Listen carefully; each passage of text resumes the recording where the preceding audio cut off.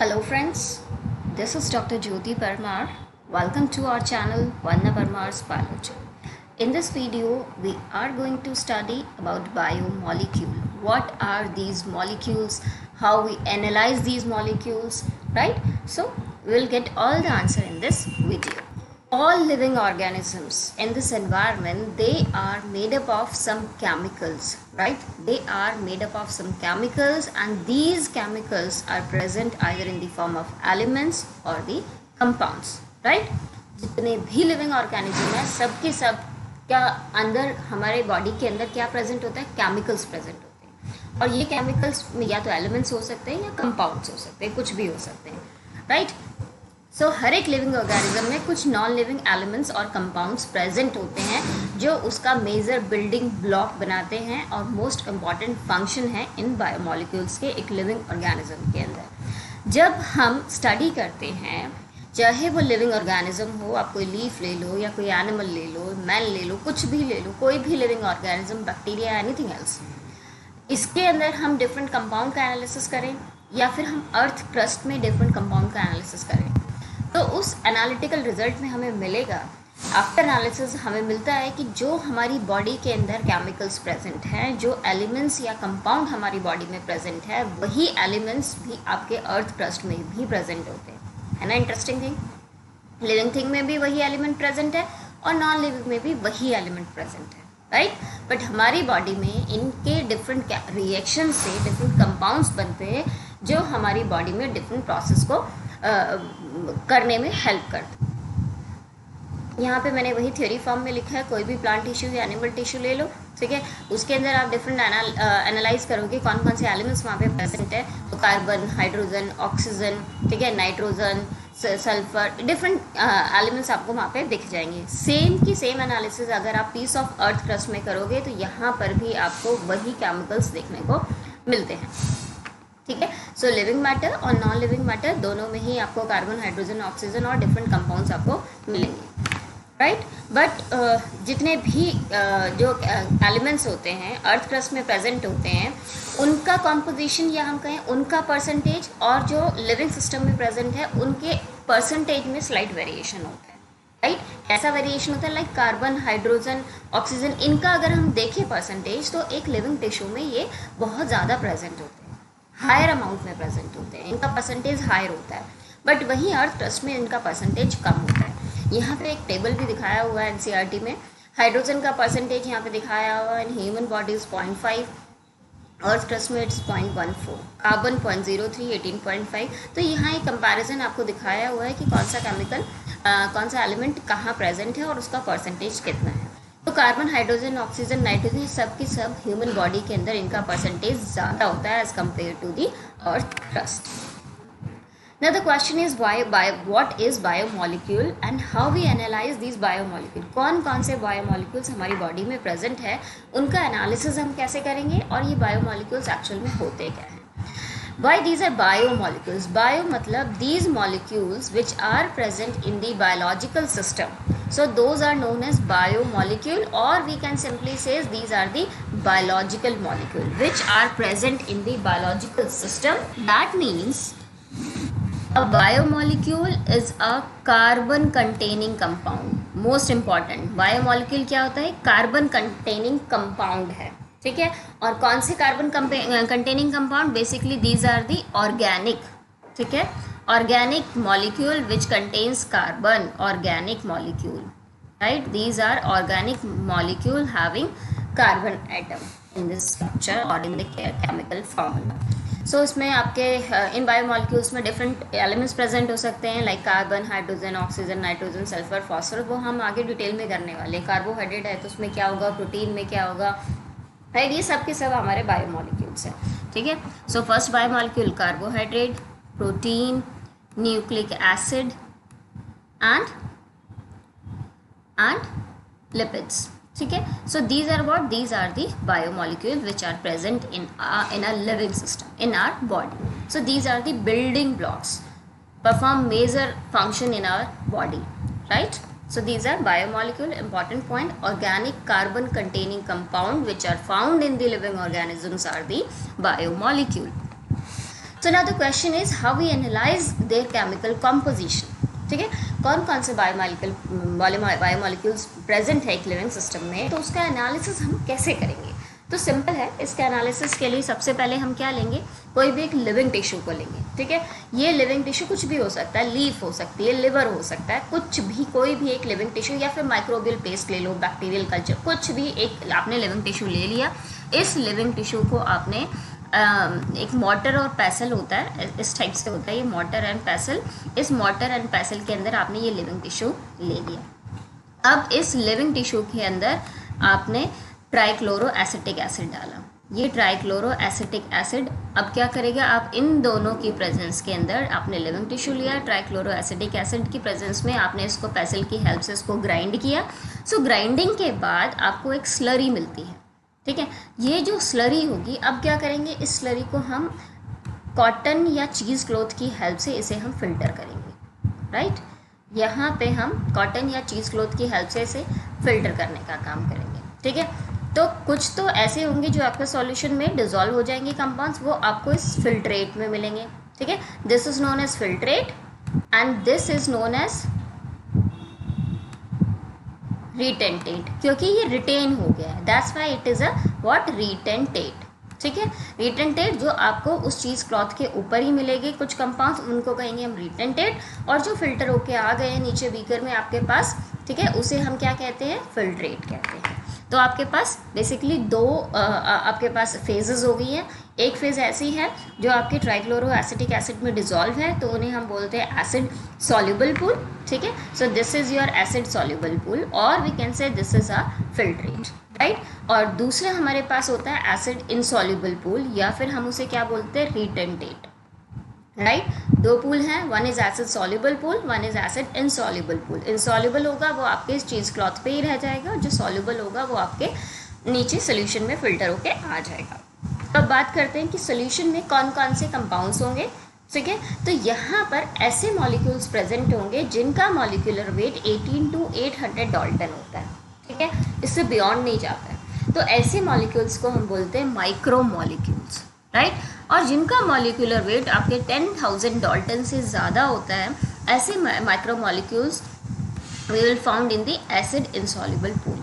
Right, तो macro molecules कौन कौन से होते हैं, प्रोटीन है, nucleic acid, polysaccharide, all these are macro molecules.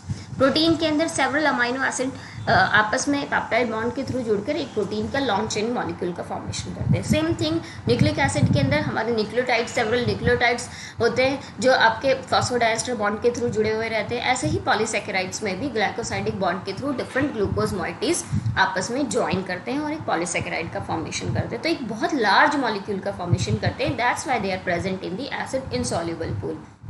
और माइक्रो मॉलिक्यूल्स में क्या होंगे, सिंगल सिंगल, लाइक शुगर है, कोई अमाइनो एसिड है, लाइक ग्लाइसिन, एलिन, जो छोटे छोटे मॉलिक्यूल्स प्रेजेंट है वो आपके एसिड सॉल्युबल पूल में मिलेंगे। ठीक है, इन सब की ये समझ लो एक तरीके से ये पॉलीमर है, तो इनके जो मोनोमर्स होंगे वो आपको एसिड सॉल्युबल पूल में मिलेंगे, like sugar, amino acid, nucleotide, ये आपको कहाँ पे मिलते हैं, एसिड सॉल्युबल पूल के अंदर।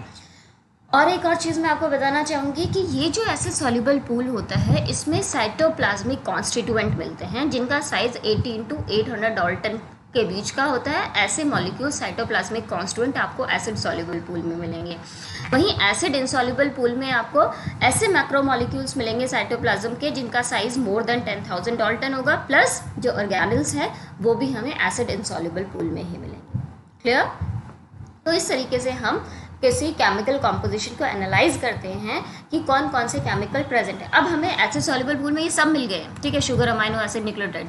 एसिड इनसॉल्युबल में हमें प्रोटीन, न्यूक्लिक एसिड, पॉलीसेकेराइड, ये सब हमें एसिड इनसॉल्युबल पूल में मिल गए। बट अब नेक्स्ट स्टेप क्या होगा, नेक्स्ट स्टेप है ना, क्योंकि ये सारे के सारे तो आपके एक साथ प्रेजेंट है, तो नेक्स्ट स्टेप में क्या करते हैं हम, डिफरेंट सेपरेशन टेक्निक्स होती हैं, उन सेपरेशन टेक्निक लाइक सेंट्रिफिकेशन है, ठीक है, क्रोमेटोग्राफी है, इन सब के थ्रू हम क्या करते हैं, इन अलग अलग कंपाउंड्स को सेपरेट करते हैं। फिर सेपरेट करने के बाद फिर इसमें देखेंगे कौन कौन से फंक्शनल ग्रुप प्रेजेंट है, किसी में एल्डिहाइड प्रेजेंट होगा, किसी में कार्बोक्सिल ग्रुप है, किसी में अमीनो ग्रुप है, तो किस में क्या ग्रुप, फंक्शनल ग्रुप प्रेजेंट है, उसके अकॉर्डिंगली हम उसका केमिकल एनालिसिस करते हैं। Clear? So this is all about how we analyse the chemical composition of the living tissue. Next, हाँ एक चीज़ मैं आपको बताना यहाँ पे भूल गई, प्रोटीन आपके आगे, न्यूक्लिक एसिड आगे, पॉलीसेकेराइड्स आगे। इससे पहले मैंने आपके साथ बात करी थी, किसकी बात करी थी, कौन कौन से मैक्रोमोलिक्यूल्स या कौन कौन से बायोमोलिक्यूल्स प्रेजेंट होते हैं, protein, nucleic acid, carbohydrate and lipids. तो हमने इन सब की तो बात कर ली, लेकिन लिपिड्स कहाँ पे प्रेजेंट होंगे, एसिड सॉल्युबल पूल में प्रेजेंट होंगे या फिर एसिड इनसॉल्युबल पूल में प्रेजेंट होंगे। सो द आंसर इज, जो लिपिड मॉलिक्यूल्स हैं उनका मॉलिक्यूलर वेट 800 डाल्टन से कम होता है, ठीक है।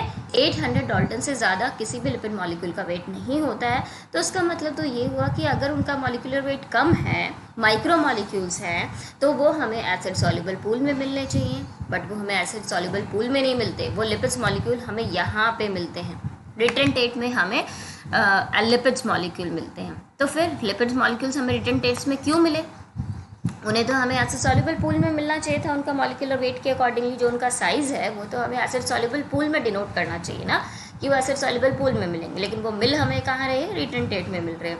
सो इसका आंसर है कि क्यों हमें लिपिड मॉलिक्यूल रिटन टेट में मिलते हैं। एक्चुअली जो लिपिड होता है वो डिफरेंट सेल की मेम्ब्रेन्स में ये लिपिड मॉलिक्यूल्स प्रेजेंट होते हैं।